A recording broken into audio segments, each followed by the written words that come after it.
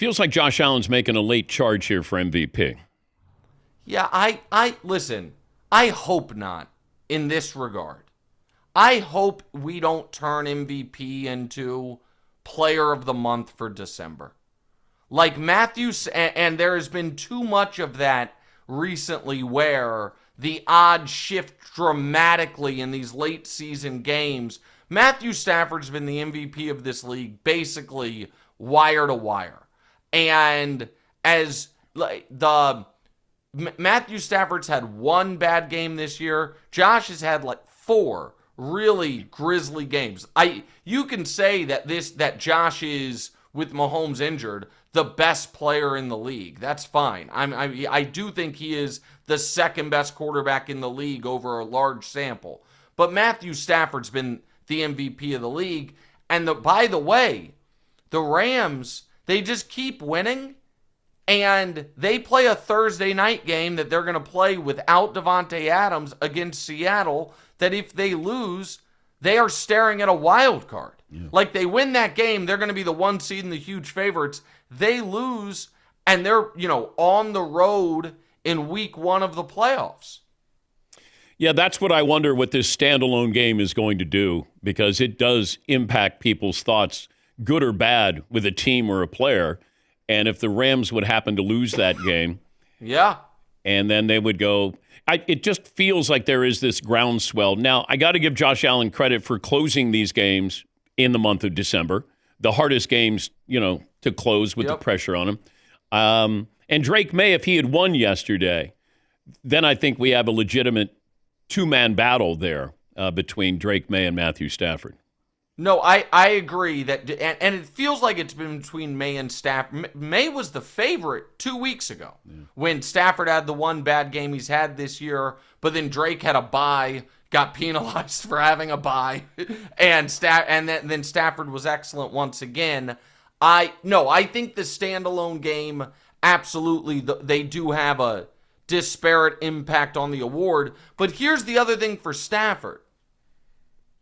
If he he has more on the line for this MVP than any player in recent memory in this regard. No matter what happens in this postseason, if he wins MVP, Dan, he's a Hall of Famer. Like, if he has a Super Bowl championship plus a league MVP, he's just going to be a Hall of Famer. Now, if he doesn't win MVP and they win the championship, then he'll be a Hall of Famer that way as well. But if somehow Allen runs him down for MVP and they get clipped in a brutal NFC playoffs, then his Hall of Fame resume becomes very thin in a way that I don't necessarily think is fair. But I think he's only like a 2-time Pro Bowler, has never, come close to an MVP. So he wins MVP and he's a Hall of Famer, which would be pretty sick. But the Lions get the blame for all of that, not Stafford. Yes, they do, but it's